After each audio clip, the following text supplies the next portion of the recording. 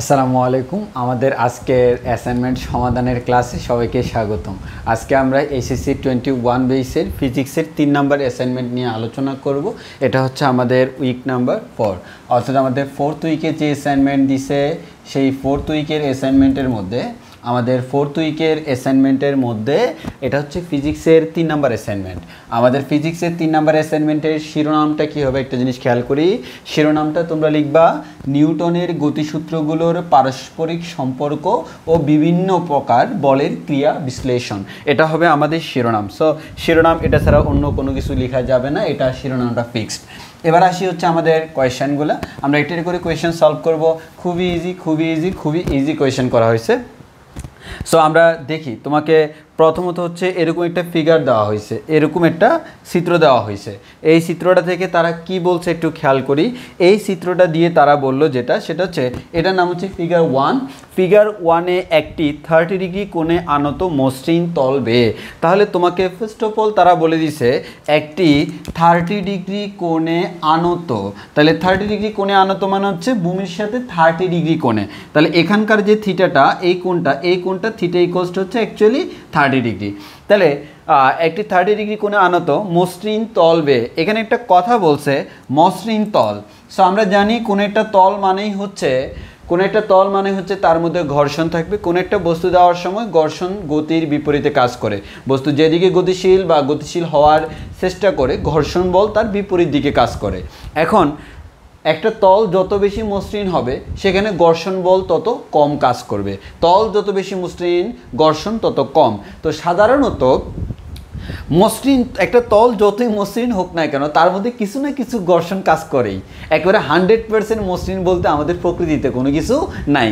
কিন্তু সাধারণত আমরা ম্যাথ করার ক্ষেত্রে যদি বলা হয় মসৃণ তল, সেক্ষেত্রে আমরা ঘর্ষণ বল কী ধরে নিতে পারি? 0 ধরে নিতে পারি। তাহলে এখানে সবচেয়ে বড় ব্যাপারটা হচ্ছে মসৃণ তল মানে হচ্ছে, সাধারণত আমরা ম্যাথ করার সময় ধরে নিই মসৃণ তল মানে হচ্ছে সেখানে কোনো ঘর্ষণ নেই। কিন্তু আসলে কি ঘর্ষণ নেই? আসলে একটুখানি থাকে। সো এক্ষেত্রে আমরা সেটাও ধরবো না, যেটা থাকে আমরা সেটা কাউন্ট করব না। সো আমরা মসৃণ তল যদি কখনো আলাদা করে বলে দিই কোনো একটা তল মসৃণ তল, সেক্ষেত্রে ঘর্ষণ বল আমরা 0 ধরবো। কিন্তু এই কথাটা তোমাকে স্পষ্ট করে উল্লেখ করে দিতে হবে। যেহেতু তলটি মসৃণ তল, সেহেতু আমরা ধরে নিলাম এখানে কোনো ঘর্ষণ বল কাজ করে না। এটা তোমাকে বলতে হবে। আমরা ধরে নিই তো তুমি ধরছো, হ্যাঁ, যেহেতু তোমার অ্যাসাইনমেন্ট তুমি ধরছো, তাহলে তুমি লিখে আমি ধরে নিলাম এখানে ঘর্ষণ বল 0, কোনো ঘর্ষণ বল কাজ করে না। সো মসৃণ তলের জন্য যে ঘর্ষণ বল তুমি 0 ধরবা, সেটাই স্পষ্ট করে উল্লেখ করতে হবে। উল্লেখ না করলে ভুল হবে কিন্তু।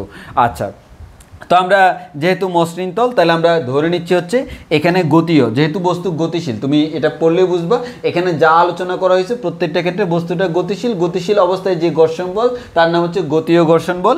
সেই গতীয় ঘর্ষণ বল Fকে ইকুয়ালস টু হচ্ছে 0। তাহলে আমরা শুরুতে কোনো ঘর্ষণ বল কাউন্ট করব না। মানে শুধু কষ্ট করার কি দরকার, ঘর্ষণ বল কাউন্ট করব না।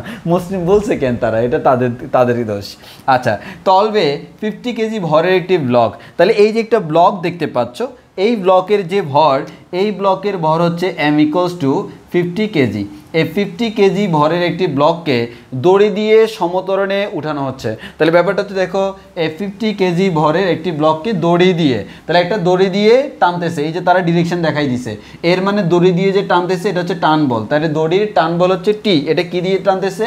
এটা হচ্ছে দড়ি দিয়ে টানতেছে। দড়ি দিয়ে যে টানতেছে তার টান বলটা আমরা ধরে নিলাম টি। কারণ দড়ি দিয়ে যখন একটা বস্তুকে আমরা এভাবে টানতেছি, এর মানে একটা টান বল কাজ করতেছে। তাহলে এইদিকে আমি রশি দিয়ে যখন বস্তুটাকে টানতেছি, এইদিকে একটা টান বল টেনশন কাজ করে। এই টান বলটাকে আমি ধরে নিলাম T. I don't know what is the value of T, কারণ তারা আমাদেরকে সেটা মেনশন করেনি। সো আমাদের এখানে 50 কেজি ভরের একটি ব্লককে দড়ি দিয়ে সমতরণে উপরে উঠানো হচ্ছে। মোস্ট ইম্পর্টেন্ট কথা, প্রথম কথা তাকে আমি উপরে উঠাচ্ছি, দ্বিতীয় কথা হচ্ছে সমতরণে উপরে উঠাচ্ছি। এই তাকে উপরের দিকে আমি উঠাচ্ছি কোন তরণে? সমতরণে।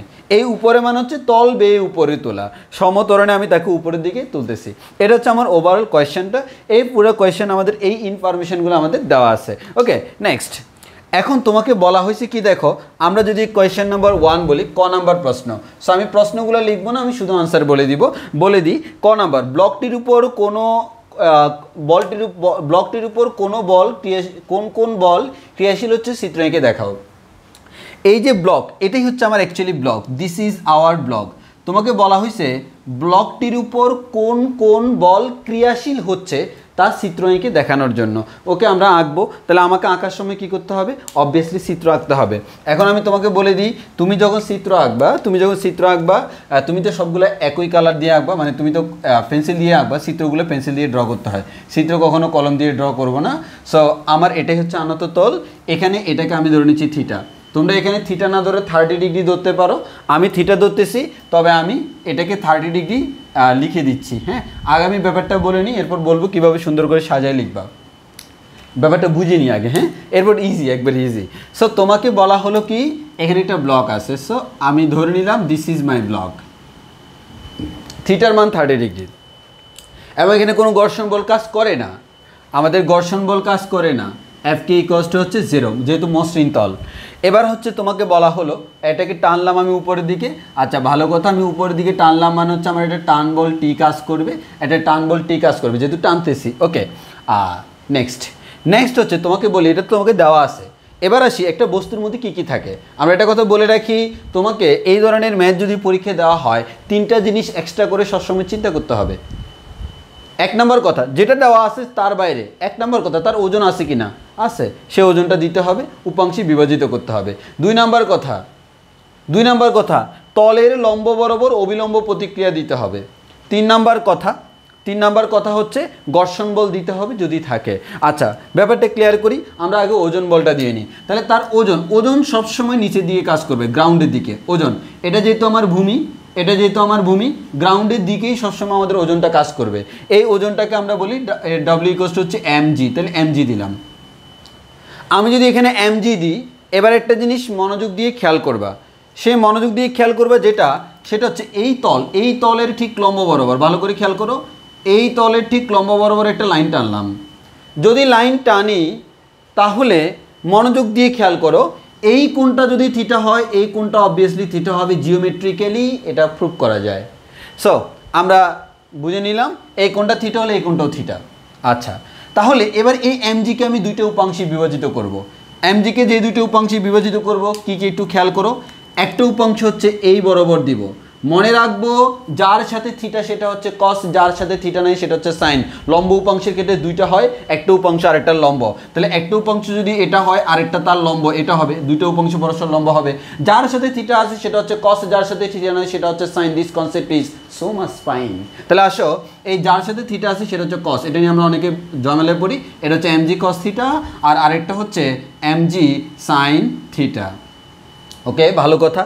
তাহলে ব্যাপারটা হচ্ছে কি, এই mgটাকে 2টো উপাংশে বিভক্ত করে ফেললাম। বর্তমানে আমার mg নাই বললেই চলে, কারণ mgটাকে তো আমি 2টো উপাংশে বিভাজিত করলাম।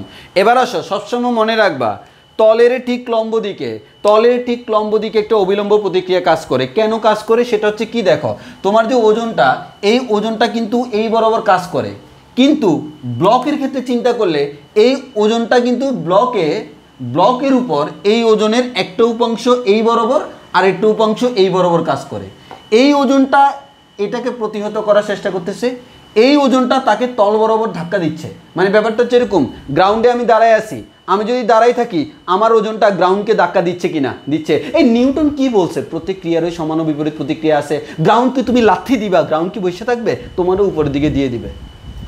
প্রত্যেক উষ্ঠারই সমান ও বিপরীত উষ্ঠা আছে।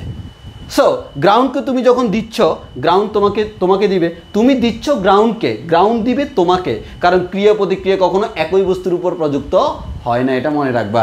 আমি দিচ্ছি গ্রাউন্ডকে, এর মানে ক্রিয়াটা গ্রাউন্ডের উপর, গ্রাউন্ড দিচ্ছে আমাকে, প্রতিক্রিয়া আমার উপর। আমি তোমাকে মারলে তুমি আমাকে মারবা, ব্যাপারটা এরকম। আমার বন্ধু আমাকে মেরেছে, আমি তাকে মেরেছি, শেষ। তাহলে ক্রিয়া একজনের উপর, প্রতিক্রিয়া আরেকজনের উপর। ওকে, তাহলে এখানে ক্রিয়াটা কি, ক্রিয়াটা হচ্ছে এই বস্তুটার ওজন ভূমিতে, ভূমি মানে কি, তল, এখানে ভূমি না, এটা হচ্ছে আমাদের তল, অর্থাৎ যে তলে বস্তুটা আছে সেই তলের উপর mg cos θ পরিমাণ সে বল প্রয়োগ করতেছে। এই তলের উপর যদি mg cos θ পরিমাণ সে ওজনের উপাংশের সমপরিমাণ বল প্রয়োগ করে, এই বলের প্রতিক্রিয়া স্বরূপ এই তলটা কি বসে থাকবে না। নিউটন আমাদেরকে বলে দিয়েছে, আমরা কখনো ওপ করে থাকতে শিখিনি, আমরা চুপ করে থাকতে, আমরা ঝাঁপিয়ে পড়তে শিখেছি। সো এটার বিপরীতে একটা কাজ করবে কে, এইটা কাজ করতেছে তলের উপর, তল এই বস্তুটার উপর দিবে হচ্ছে এই যে এই বরাবর, এই বরাবর এটা দিবে হচ্ছে, এটাকে আমরা বলি অবিলম্ব প্রতিক্রিয়া। অবিলম্ব প্রতিক্রিয়া সবসময় কোন বরাবর কাজ করে, তলের ঠিক লম্ব বরাবর, তলের ঠিক লম্ব বরাবর, তলের ঠিক লম্ব বরাবর অবিলম্ব প্রতিক্রিয়া কাজ করে। আচ্ছা, ভালো কথা। এবার এখানে তোমাকে মনোযোগ দিতে হবে, ব্যাপারটা বুঝতে হবে। সেই ব্যাপারটা কি, তাহলে আমাদের এখানে এর বাইরে কি আর কোনো কিছু আছে, থাকতে পারে একটা, সেটা হচ্ছে ঘর্ষণ বল। তো আমি প্রথমে একটা কথা বলি, সেটা হচ্ছে এই বস্তুটা কিন্তু স্থির না, বস্তুটা গতিশীল। সে কোন দিকে গতিশীল, সে এই দিকে এ ত্বরণে গতিশীল। কত ত্বরণে, এ ত্বরণে গতিশীল। আচ্ছা, ভালো কথা। এ ত্বরণে গতিশীল মানে কি, তার লব্ধি বল শূন্য না, এর মানে এই বরাবর তার টান বলের মানটা বেশি mg sin θ এর তুলনায়। আচ্ছা, এগুলো বাদ দাও। তো আমার মেইন কথা হচ্ছে এখানে কোনো ঘর্ষণ বল আছে কিনা। ঘর্ষণ বল কোন দিকে কাজ করে, গতির বিপরীত দিকে। এর মানে ঘর্ষণ বল যদি থাকে, সে বস্তু যেহেতু এই দিকে ত্বরিত, ঘর্ষণ বল এই দিকে কাজ করবে। কিন্তু মসৃণ ত্বরণ বলে আমরা ঘর্ষণ বল কাউন্ট করতেছি না, তাহলে এতটুকুর মধ্যে আমাদের সীমাবদ্ধ। এখন তোমাকে প্রশ্নের মধ্যে কি বলছিল, যে কোন কোন বল ক্রিয়াশীল ব্লকটির উপর। তোমাকে ব্যাপারটা বলছে ব্লকটির উপর। এই ব্লক কোনটা, এই ব্লকটির উপর কোন কোন বল ক্রিয়াশীল সেটা তোমাকে দেখাইতে বলছে। ওকে, ভালো কথা। তাহলে তুমি বুঝতে পারতেছো কোন কোন বল ক্রিয়াশীল। তাহলে আমাদের ওজন নিচের দিকে কাজ করে। এখন এখানে উপাংশের কথা কিন্তু তারা যখন তোমাকে নির্দেশনা দিছে, সেই নির্দেশনায় তোমাকে বলে দিছে যে তুমি উপাংশিক বিভাজনটা দেখাবা। তাহলে আমরা এখান থেকে বলতে পারি, আমরা সিম্পলি বলবো, আমি যদি এখানে থিটা ইউজ করি, সবগুলো থিটা ইউজ করলাম, থিটার মান 30 ডিগ্রি। আর যদি তুমি থিটা ইউজ না করো, এখানে 30 ডিগ্রি দাও, তাহলে এখানে mg cos 30 degree, md sin 30 degree দিলা, নো প্রবলেম, যেভাবে দাও কোনো সমস্যা নাই। এখন কি বল ক্রিয়াশীল চিত্র এঁকে দেখাও। সো তোমাকে চিত্রটা, এখানে মেইন মার্স হচ্ছে কোথায়, চিত্রের মধ্যে মেইন মার্স ব্যাখ্যা করতে বলে নাই, তাও আমরা ছোট্ট করে ব্যাখ্যা করে দিব। এখানে চিত্রটা হচ্ছে মেইন মার্স। চিত্রগুলো তুমি ফ্রি হ্যান্ডে ড্র করতে পারবে না, অবশ্যই স্কেল ইউজ করবা, পেন্সিল ইউজ করবা, আর পেন্সিল দিয়ে করবা, কলম দিয়ে করবা না। চিত্র কখনো কলম দিয়ে আঁকা যায় না। আচ্ছা, তাহলে আমাদের এটা আমরা ব্যাখ্যা করতে পারবো, আমরা যেভাবে বলছি এভাবে ব্যাখ্যা করে দিব যে কোনটা কোথায় কাজ করে। হ্যাঁ, আর এখানে বলে দিব যে কোনটা ক্রিয়া কোনটা প্রতিক্রিয়া। হ্যাঁ, এগুলো আমরা বলে দিব। আর এদিকে এটাও বলে দিব, এই টান বলের মান mg sin θ থেকে বেশি হওয়ার কারণে টান বলের দিকে বস্তুটা এই ধরনের গতিশীল আছে, হ্যাঁ, তল বরাবর। সো এই ব্যাপারগুলো তুমি তোমার মতো করে সুন্দর করে সাজায় লিখবা। তাহলে আমার এখানে মেইন কাজ হচ্ছে চিত্রটা, এই চিত্রটা আঁকতে পারলে ফুল মার্কস দিবে। তাও আমরা চিত্রটা আঁকার সময় সুন্দর করে এই জিনিসগুলো আমরা নিজেদের মতো করে ছোট্ট করে গুছিয়ে দিব। এটার জন্য বেশি ডেসক্রিপশনের দরকার নেই, হালকা ডেসক্রিপশনই যথেষ্ট। সো তোমার এটার জন্য তোমার কি করতে হবে, এইচডি মানে হচ্ছে হালকা ডেসক্রিপশন দিবা। এইচডি মানে হচ্ছে হালকা ডেসক্রিপশন। সো তোমরা হালকা ডেসক্রিপশন দিলে হয়ে যাবে। ভালো কথা। চিত্রটা আমি বুঝবো না, কারণ খ নাম্বারে আমার এটা লাগবে। সো খ নাম্বার প্রশ্ন সেটা আমাকে একটু বুঝতে হবে। খ নম্বর প্রশ্নে কি বলছে দেখো। খ নাম্বার প্রশ্নে বলা হলো, ব্লকটিকে স্থিরাবস্থা থেকে গতিশীল করার ক্ষেত্রে নিউটনের কি গতিসূত্র কাজ করছে এবং কিভাবে হচ্ছে প্রমাণ বিশ্লেষণ করো। আচ্ছা, তোমাকে নিউটনের গতিসূত্রের কথা বলছে, আমি নিচের ব্যাপারগুলো মুছে ফেলি। সো নিউটনের গতিসূত্র আছে কয়টা, আমরা জানি নিউটনের গতিসূত্র আছে 3টা। নিউটনের গতিসূত্র আছে কয়টা, 3টা। সো তোমাকে প্রথম কথা হচ্ছে 3টা নিউটনের গতিসূত্র, সেগুলো বিবৃতি মাস্ট দিতে হবে। প্রত্যেকটা ব্যাখ্যা করার সময় তার বিবৃতি দিতে হবে। তো তোমাকে ব্যাপারটা প্রশ্নটা দিয়ে খেয়াল করো। প্রশ্নে বলা হয়েছে নিউটনের কি গতিসূত্র কাজ করছে, নিউটনের গতিসূত্র কোনটা কোনটা কাজ করছে এবং কিভাবে প্রয়োগ হচ্ছে বিশ্লেষণ করো। কাজ করছে কিভাবে প্রয়োগ হচ্ছে বিশ্লেষণ করো। সো আমি একটা করে গতিসূত্র পড়বো। তোমাকে প্রথমে করতে হবে নিউটনের গতিসূত্র 3টা, তাহলে তোমাকে প্রথম সূত্রে আসতে হবে। তো প্রথম সূত্রের প্রথমে তুমি বিবৃতি লিখবা। প্রথম সূত্রের প্রথমে বিবৃতি লিখবে, এটা তুমি বই থেকে দেখে লিখতে পারবা। যে প্রথম সূত্রের বিবৃতি হলো, কোনো বস্তুর উপর যদি লব্ধি বল শূন্য হয়, তাহলে স্থির বস্তু সবসময় স্থির থাকবে, গতিশীল বস্তু সবসময় সমবেগে গতিশীল থাকবে। ব্যাপারটা এরকম না। তাহলে আমাদের এটা হচ্ছে নিউটনের প্রথম সূত্র, যে কোনো একটা বস্তুর উপর বাহ্যিক নিট বল যদি শূন্য হয়, বস্তুর উপর যদি নিট বল শূন্য হলে তো বস্তুর উপর নিট বল শূন্য হলে স্থির বস্তু স্থির থাকবে, গতিশীল বস্তু সমবেগে গতিশীল থাকবে। দ্যাট মিনস কোনো ত্বরণ থাকবে না। সো এবার আমরা একটু দেখি, আমাদের এখানে তোমাকে অবশ্যই এই চিত্রটা খ নম্বরে আঁকতে হবে। কেন? কারণ এই চিত্রটা দেখেই তো তুমি খ নম্বরের ব্যাপারগুলো বলবা। তাহলে তুমি চিত্রটা খ নম্বরে আঁকবা। এখন খ নম্বরে আঁকার পর তুমি যখন ব্যাখ্যা করতে যাবে, এখানে আমি আগে তোমাকে ব্যাপারটা বুঝাই যে প্রথম সূত্রের ক্ষেত্রে কি হচ্ছে। এখন প্রথম সূত্রকে আমরা বলি জড়তার সূত্র। নিট বল, মেইন কথা হচ্ছে নিট বল মানে লব্ধি বল শূন্য হতে হবে। এখন আমি দেখি এখানে লব্ধি বল শূন্য হয় কিনা। এখানে যে বস্তুটা, এই বস্তুটাকে যদি আমরা এখানে ড্র করি, আমি আমার জন্য ড্র করতেছি, তোমরা ড্র করার দরকার নাই। এইদিকে হচ্ছে আমাদের আর কাজ করে, আর এইদিকে কাজ করে হচ্ছে আমাদের mg cos থিটা।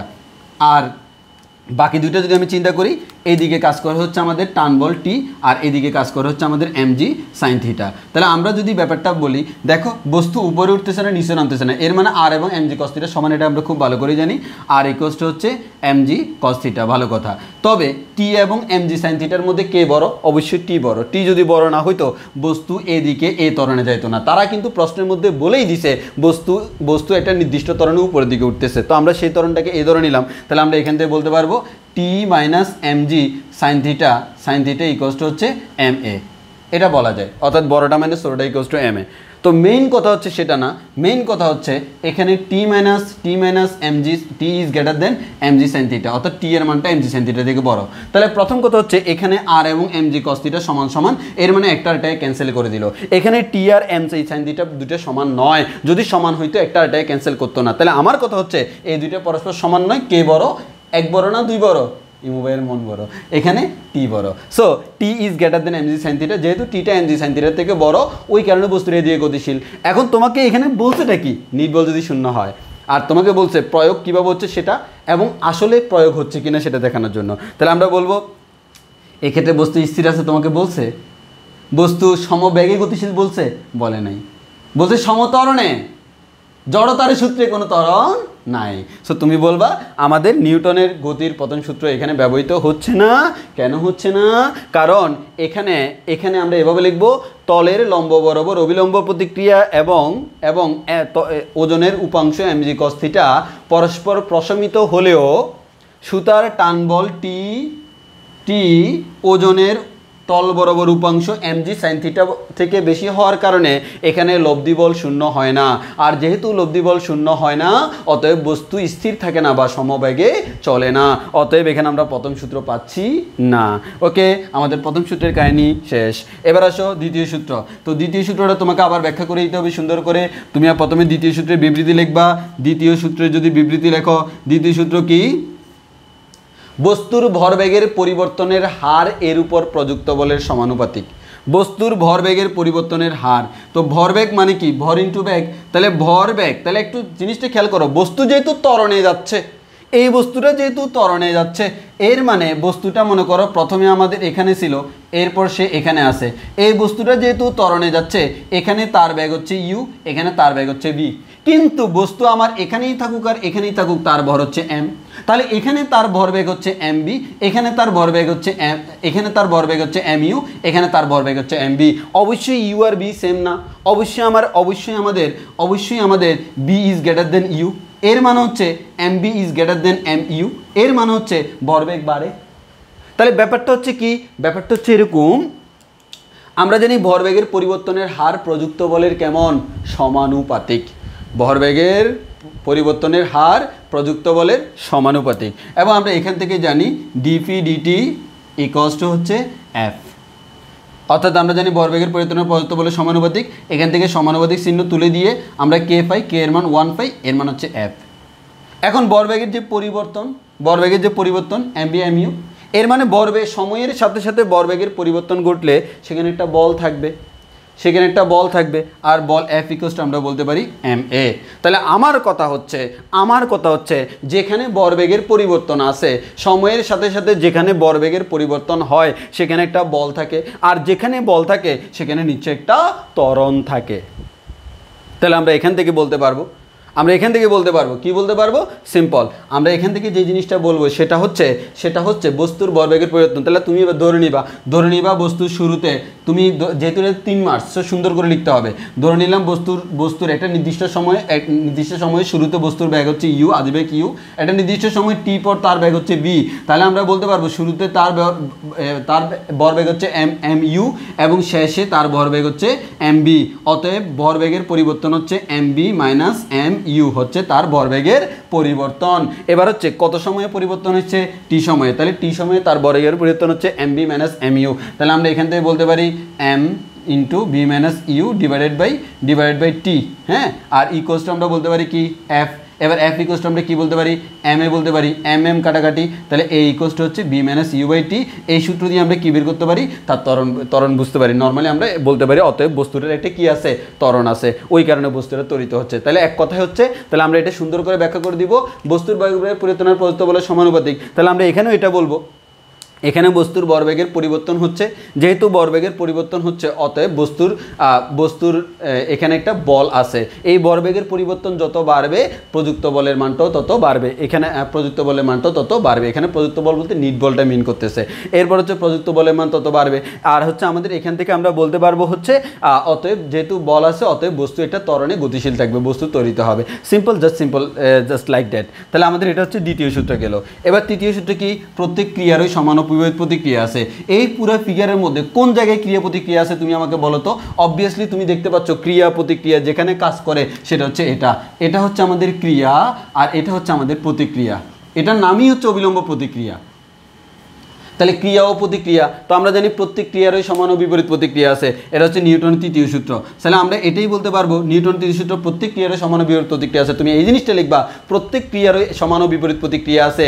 আমরা নিউটনের তৃতীয় সূত্র অনুযায়ী জানি কোনো একটা বস্তুর উপর যদি নির্দিষ্ট পরিমাণ বল ক্রিয়া করে তাহলে অপর বস্তুটি তার উপর সমপরিমাণ বল বিপরীত দিকে ক্রিয়ারত করবে। এবং ক্রিয়া ও প্রতিক্রিয়া কখনো একই বস্তুর উপর কাজ করে না। ক্রিয়া ও প্রতিক্রিয়া বল সবসময় দুটি ভিন্ন বস্তুর উপর কাজ করে। এখানে ব্লকটি তির্যক তলকে, এটা হচ্ছে তির্যক তল, ব্লকটি তির্যক তলকে এমজি কস থিটা পরিমাণ ওজনের এমজি কস থিটা পরিমাণ উপাংশের কারণে একটা বল ক্রিয়া করে। এই ক্রিয়া বলের সমপরিমাণ ও বিপরীতমুখী বল প্রতিক্রিয়া বল সে আর প্রয়োগ করে। এখানে ক্রিয়া এবং প্রতিক্রিয়া বল পরস্পর সমান এবং বিপরীতমুখী, দেখো একটা এইদিকে আরেকটা এইদিকে। এবং ক্রিয়া এবং প্রতিক্রিয়া বল কার উপর হতে হবে, দুইটা ভিন্ন বস্তুর উপর। এখানে ক্রিয়া বল কার উপর কাজ করে, এই ক্রিয়া বলটা কাজ করে হচ্ছে তলের উপর। এই ক্রিয়া বলটাকে, এই ক্রিয়া বলটা হচ্ছে ব্লক তলকে দিচ্ছে, ব্লক তলকে, এই ব্লক তলকে এমজি কস থিটা দিচ্ছে। আর আরটা কে দিচ্ছে, আরটা হচ্ছে তল ব্লককে দিচ্ছে, আর তল ব্লককে দিচ্ছে কতটুকু, তল ব্লককে দিচ্ছে হচ্ছে আর। তাহলে আমরা এটাকে বলতে পারি নিউটনের তৃতীয় সূত্র, এটা অ্যাপ্লাই হচ্ছে। তাহলে নিউটনের প্রথম সূত্র এখানে অ্যাপ্লাই হচ্ছে না, নিউটনের দ্বিতীয় সূত্র অ্যাপ্লাই হচ্ছে, নিউটনের তৃতীয় সূত্র অ্যাপ্লাই হচ্ছে। এই জিনিসটা যদি তুমি সুন্দর করে ব্যাখ্যা করে দিতে পারো তাহলে ইনশাল্লাহ তুমি ফুল মার্কস পাবা। তাহলে এবার হচ্ছে আমরা এতটুকু বুঝলাম। এরপর হচ্ছে আমাদের এর পরের প্রশ্নটা তোমাকে কি বলা হলো হচ্ছে মাঝামাঝি অবস্থানে পৌঁছে বিশেষ কারণে ব্লকটি নিচের দিকে নামতে থাকলে এই অবস্থায় ব্লকটির উপর কোন কোন বল ক্রিয়াশীল তা চিত্র এঁকে দেখাও। এবার তোমাকে বলা হলো মাঝামাঝি অবস্থানে, অর্থাৎ তোমাকে এতক্ষণ কি বলছিল, এতক্ষণ বলছে ব্লকটি বেয়ে বেয়ে বস্তুটা উপরের দিকে উঠতেছে। এখন মাঝামাঝি অবস্থানে যাওয়ার পর কোনো না কোনো কারণে হঠাৎ করে বস্তুটা কি নিচের দিকে নামা স্টার্ট করতেছে। মজার বিষয় হচ্ছে এই নিচের দিকে বস্তুটা নামবে কেন সেটা আমাকে বুঝতে হবে। কেন তার জন্য তোমাকে সায়েন্স জানতে হবে, ফিজিক্স জানতে হবে। আসো আমাদের এখানে তলটা যদি আমি চিন্তা করি, জাস্ট লাইক দ্যাট, আমি এখানে চিন্তা করি এই যে তল, এখানে বস্তুটা আমি একবার সরাসরি লিখতেছি। এইদিকে তোমরা আগেই জানো এইদিকে এমজি কস থিটা কাজ করে আর এইদিকে হচ্ছে আমার অবিলম্ব প্রতিক্রিয়া আর কাজ করে। সো ইট ডাজেন্ট ম্যাটার, এটা কোনো ম্যাটারই করে না, উপরে যাবে না নিচে যাবে, এটা কোনো ম্যাটারই করে না। ম্যাটার করে কারা, যারা ম্যাটার করে আমি শুধু তাদেরকে আঁকি। ম্যাটার করে হচ্ছে এইদিকে আমার একটা টান বল আছে আর এইদিকে আমার একটা এমজি সাইন থিটা বল আছে। এখন ব্যাপারটা হচ্ছে কি, এতক্ষণ পর্যন্ত তোমাকে বলা হয়েছে বস্তুটা এইদিকে এই ত্বরণে যাচ্ছে, তো এই বস্তুটা এইদিকে এই ত্বরণে কেন যাচ্ছে, বস্তুটা এইদিকে এই ত্বরণে যাচ্ছে একটাই কারণে, তার কারণ হচ্ছে T is greater than MG sine theta. কিন্তু বলা হলো মাঝামাঝি যাইয়ে কি হলো, বস্তুটা আর এরকম যাচ্ছে না। এই কথাটার মানে কি, এই কথাটার মানে হচ্ছে বস্তু নিচের দিকে যাচ্ছে। আর বস্তু নিচের দিকে যাচ্ছে মানে কি, বস্তু নিচের দিকে যাইতে হলে, বস্তু যদি নিচের দিকে যায় এর মানে হচ্ছে এবার হচ্ছে MG sine theta is greater than T. এর মানে এমজি সাইন থিটার তো কোনো পরিবর্তন হয় নাই। ব্যাপারটা কি, এমজি সাইন থিটা কি পরিবর্তন হয়েছে না, এটা তো আগের মতোই আছে। তাহলে টান বলটা কি হয়েছে, ওই আগের সুতা দিয়ে আমি যে পরিমাণ টান বল দিতাম, হয়তো এখন বলা হয়েছিল মাঝপথে যে কোনো একটা ঘটনা ঘটছে, ঘটনাটা কি ঘটছে, সুতার টান বলটা আগের তুলনায় কমে গেছে, মানে আগের যে টানে টানতো এখন সেই টানে টানতেছে না। এর মানে এই টিটা কমে গেছে। এই টিটা কমতে এমন কমছে যে টি এর মানটা এমজি সাইন থিটা থেকে ছোট হয়ে গেছে। যেহেতু টি এর মানটা এমজি সাইন থিটা থেকে ছোট হয়ে গেছে, এর মানে এমজি সাইন থিটা টি এর থেকে বড়, এর মানে বর্তমানে বস্তুটা এই দিকে একটা নির্দিষ্ট ত্বরণে গতিশীল থাকবে। আচ্ছা তোমার কি মনে হয় শুধু এটাই কারণ না, আরও একটা আছে। আরও একটা হচ্ছে কেন বস্তুটার যদি আচ্ছা টিটা যদি না থাকতো, শুধু এমজি সাইন থিটা থাকতো, আমার টি নাই, টি নাই, মনে করো দড়িটা ছিঁড়ে গেছে, ঘটনা ঘটছে না, দড়িটা ছিঁড়ে গেছে, এই যে দড়িটা ছিঁড়ে গেছে, দড়িটা ছিঁড়লেও তো বস্তু নিচের দিকে নেমে আসে, অবভিয়াসলি আসে এমজি সাইন থিটার কারণে আরও দ্রুত আসবে, এখানে যে যে ত্বরণে আসবে এখানে আরও দ্রুত ত্বরণে আসবে। এর মানে ব্যাপারটা হচ্ছে একটা কথা, সেটা হচ্ছে তুমি এভাবেও ব্যাখ্যা করতে পারো, এভাবেও ব্যাখ্যা করতে পারো, কোনটা সঠিক? দুইটাই সঠিক। এখন কোনটা দিব? দুইটাই দিতে হবে তোমাকে। আমরা বলবো এভাবে যে মাঝামাঝি অবস্থানে পৌঁছে বিশেষ কারণে ব্লকটি নিচের দিকে নামতে থাকলে, এখন দেখো এখানে বিশেষ কারণ, যেটা কারণটা তোমাকে এক্সপ্লেইন করে নাই, যেহেতু কারণটা তোমাকে তারা এক্সপ্লেইন করে নাই, তারা বলে নাই কোন কারণ, ওই কারণে তোমাকে নিজে নিজে বানাইতে হবে। তোমাকে কি করতে হবে?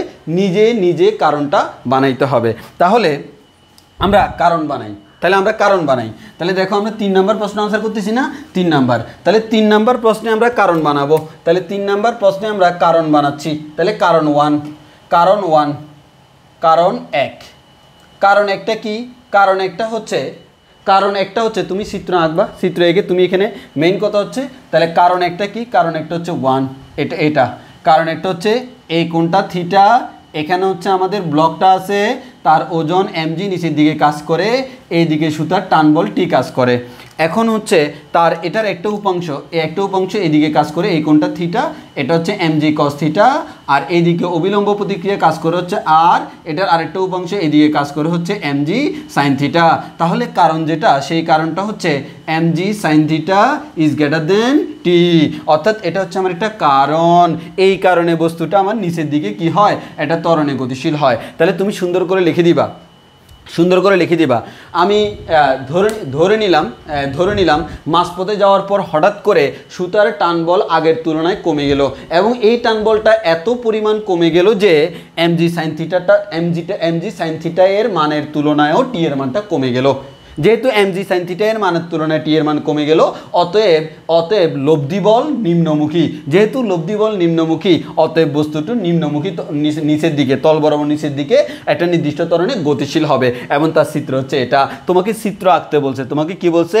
চিত্র আঁকতে বলছে, ক্রিয়াশীল হচ্ছে তার চিত্র এঁকে দেখাও। এই যে চিত্র আঁকা শেষ, সুন্দর করে তুমি 2 লাইন যদি এক্সট্রা লাগাইতেছো লাগাও, কোনো সমস্যা নাই। আচ্ছা, এবার আসি কারণ 2, এটা হচ্ছে কারণ 1, এবার হচ্ছে কারণ 2। কারণ 2 আমাকে কি বলবে? কারণ 2 আমাকে বলবে, এখানে তো আমার টান বলি নাই, কারণ 2 আমরা বলে দিব এমনও হতে পারে সুতাটা, দড়িটা, এখানে সুতা বলে নেই, দড়ি বলছে, দড়িটা হঠাৎ করে ছিঁড়ে গেছে। যদি কোনো কারণে দড়ি ছিঁড়ে যায় তাহলে দড়ির কোনো টান বল থাকবে না, সেক্ষেত্রে দড়ি কোনো টান বল প্রয়োগ করবে না, বস্তুর ওজন এমজি নিচের দিকে কাজ করবে, এই কোণটা থিটা। তাহলে আমরা এখান থেকে বলতে পারবো হচ্ছে এইদিকে এই কোণটা থিটা, এইদিকে এমজি কস থিটা পরিমাণ ওজনের উপাংশ কাজ করে, আর ওজনের আরেকটা উপাংশ এইদিকে হচ্ছে এমজি সাইন থিটা, আর এইদিকে অবিলম্ব প্রতিক্রিয়া আর। এই আর এবং এমজি কস থিটা পরস্পর সমান সমান ক্যান্সেল আউট, আর এমজি সাইন থিটার কারণে বস্তু নিচের দিকে গমন হচ্ছে, এবং এখান থেকে দেখেই বলে দেওয়া যায় তার ত্বরণটা হচ্ছে জি সাইন থিটা। তো আমার এখানে হচ্ছে, তাহলে আমরা এখান থেকে বলবো যেহেতু উপর দিকে নাই, তাহলে নিম্নমুখী বল হচ্ছে এমজি সাইন থিটা, এই এমজি সাইন থিটার কারণে বস্তুটা কি হচ্ছে?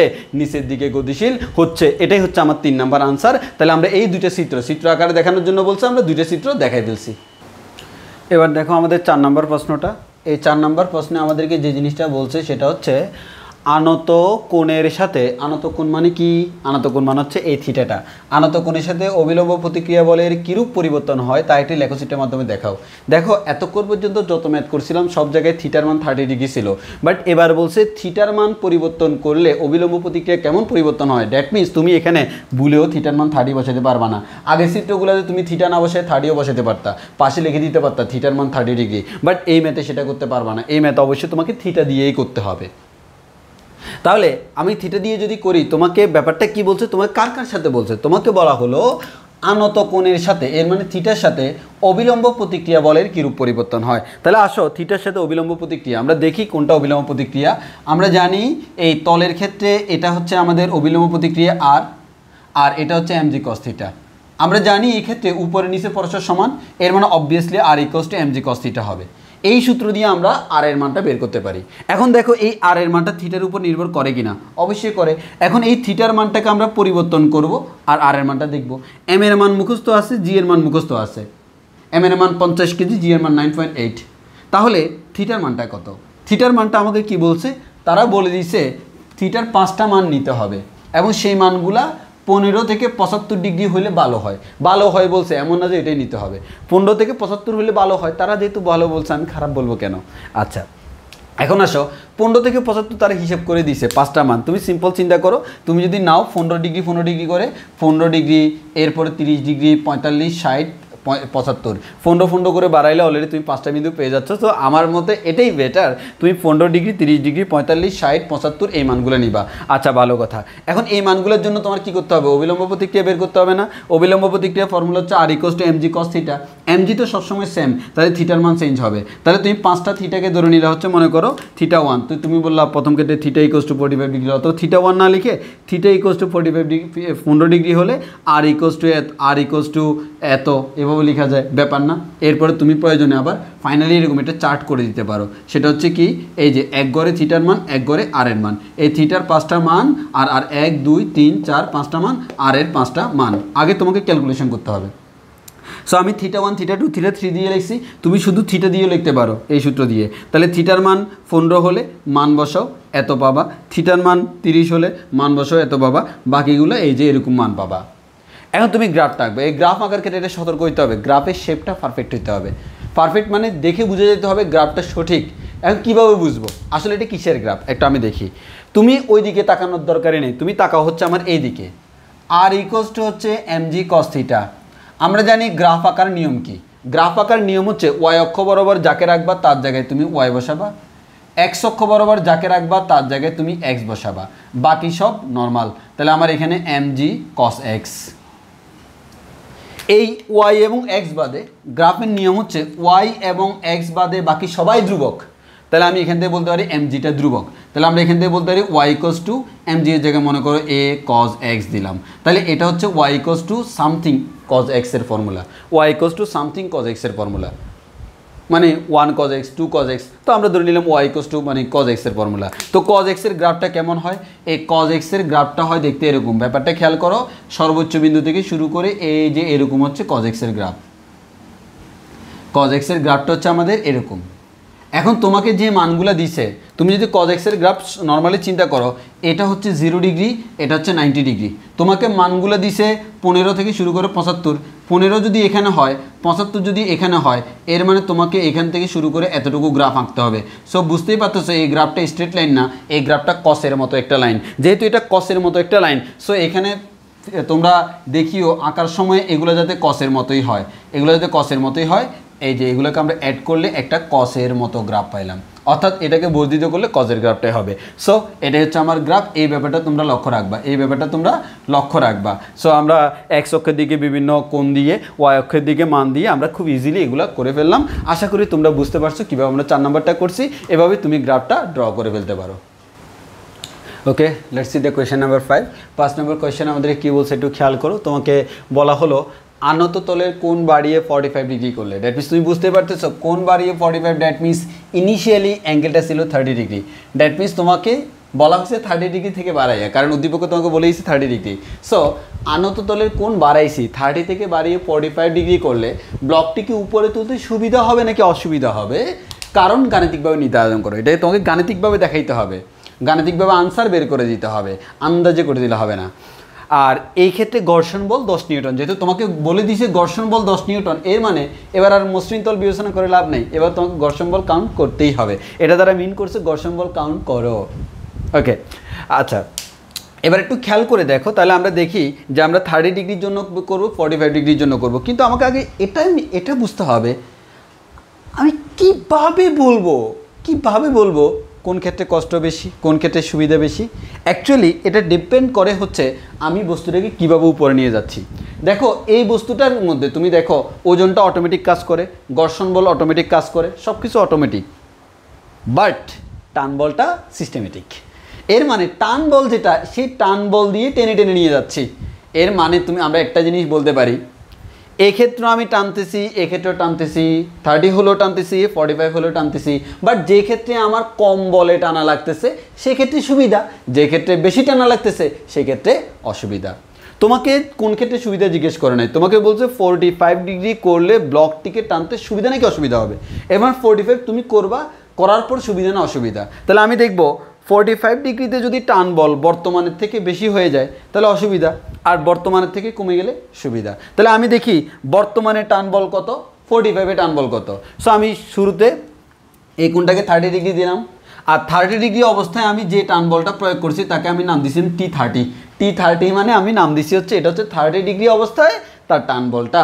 আচ্ছা, তো এক্ষেত্রে ব্লকটার ওজনটা হচ্ছে আমরা mg ধরে নিলাম, আর এখান থেকে আমরা বলতে পারি তার একটা উপাংশ এদিকে mg cos 30 ডিগ্রি কাজ করলো, আর এদিকে mg sin 30 ডিগ্রি কাজ করলো, অবিলম্ব প্রতিক্রিয়া এইদিকে কাজ করলো। বস্তুটা কোন দিকে গতিশীল? অবশ্যই উপরের দিকে, তারা বলেই দিছে বস্তুটাকে এই ধরনের ঊর্ধ্বগামী। এখন আরেকটা ইম্পর্টেন্ট কথা, তুমি দুইটার ক্ষেত্রে কি কম্পেয়ার করবা না? কম্পেয়ার করার ক্ষেত্রে এখানে তো ত্বরণ দেওয়া নাই, কম্পেয়ার করার ক্ষেত্রে দুইটা যদি একই না হয় কম্পেয়ার করা যাবে না। আমি দেখব এখানে যে ত্বরণ ঠিক সেম ত্বরণে এটার জন্য কত লাগে।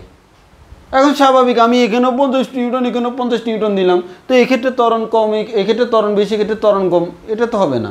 আমি দুই ক্ষেত্রে ত্বরণ সমান ধরে দেখব টান বল কেমন হয়। সো আমি দেখব এই ত্বরণে এটাকেও তুলবো, এই ত্বরণে এটাকেও তুলবো, তাহলে এই এ আর এই এ কি ভিন্ন এ? না, সেম এ। ওকে, আসো তাহলে এই ত্বরণে এটাকে তুলবো, এই ত্বরণে এটাকেও তুলবো। তাহলে আমি এই ত্বরণে এটাকে উপর দিকে তুলবো। বলে দিছে ঘর্ষণ বল 10 নিউটন। ঘর্ষণ কোন দিকে কাজ করে? গতির বিপরীত দিকে। তাহলে গতির বিপরীত দিকে কাজ করে ঘর্ষণ বল। তাহলে আমাদের গতির বিপরীত দিকে কাজ করতেছে, তাহলে আমার গতি কোন দিকে? উপরের দিকে। তাহলে ঘর্ষণ বলটা কাজ করে হবে নিচের দিকে। উপরের দিকে যেহেতু গতি, গতির ঠিক বিপরীত দিকে ঘর্ষণ বল কাজ করবে হচ্ছে F-কে। আচ্ছা, ভালো কথা, ওকে, বুঝে গেলাম। তাহলে আমরা এখান থেকে বুঝলাম যে আমাদের আর এবং mg cos 30 সমান হবে। mgটাকে তো আমি দুটো অংশে ভাগ করছি, সো এই দিকের এই দিক চিন্তা করি। বস্তুটা কি স্থির না, সো সামেশন অফ F = 0 হবে না, সামেশন অফ F = ma হবে। তো সামেশন অফ F = ma যদি চিন্তা করো, দেখো এই বস্তুটার উপরের দিকে আছে T30, নিচের দিকে দুইটা আছে mg sin 30ও আছে, আবার Fkও আছে। তাহলে আমরা এখান থেকে বলতে পারি হচ্ছে, দেখো এই বস্তুটার উপর এই দিকে আছে হচ্ছে T30, আর এই দিকে আছে হচ্ছে একটা হচ্ছে mg sin 30 আর একটা হচ্ছে Fk। তো দুইটা ভেক্টর একই দিকে কাজ করলে লব্ধির মান কোণফলের সমান, যোগফলের সমান। তাহলে আমি এটাকে বলতে পারি হচ্ছে Fk প্লাস mg sin 30। এখন এই বস্তুটা যদি এই দিকে ত্বরিত হয়, এর মানে এটার মান বেশি। কার থেকে বেশি? এই সমষ্টির থেকে বেশি। তাহলে আমরা কিভাবে করব? T30 মাইনাস এটার থেকে এই পুরাটা বিয়োগ করে দিব, এই Fk মাইনাস mg sin 30, এটাই ইকুয়ালস টু হচ্ছে ma।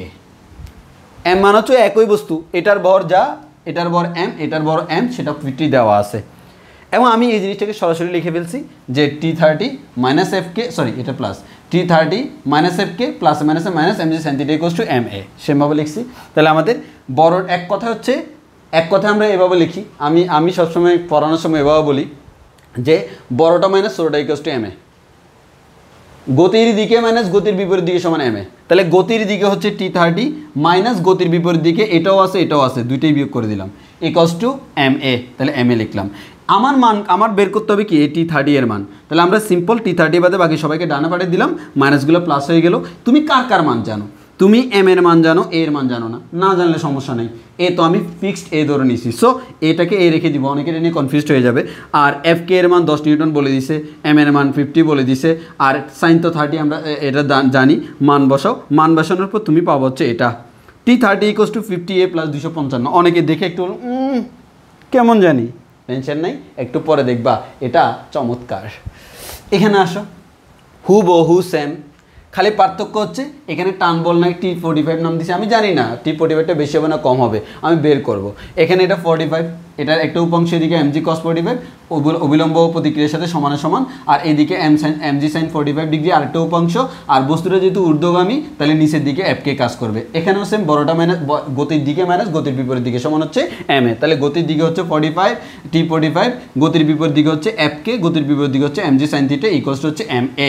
এ কিন্তু ওই আগের সেম কোনে আগে রে, কোনে আগে রে।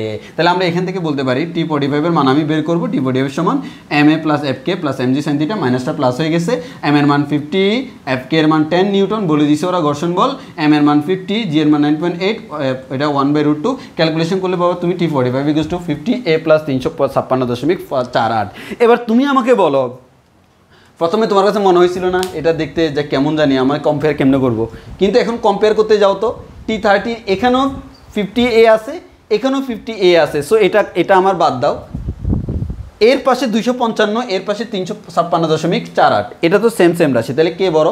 অবশ্যই আমাদের T45 বড়। তাহলে আমি এখান থেকে দেখতে পাচ্ছি অ্যাকচুয়ালি T30 এর মান হচ্ছে এত, T45 এর মান হচ্ছে এত। তুমি দেখে বলো কে বড়? কেউ বড় নেই, মুভের মন বড়। তাহলে আমাদের এখানে T45টা বড়। T45টা বড় মানে কি? আসলে আমি 30 ডিগ্রি কোণে যে টান বল প্রয়োগ করে 45 ডিগ্রি কোণে আরও বেশি টান বল প্রয়োগ করতে হয়।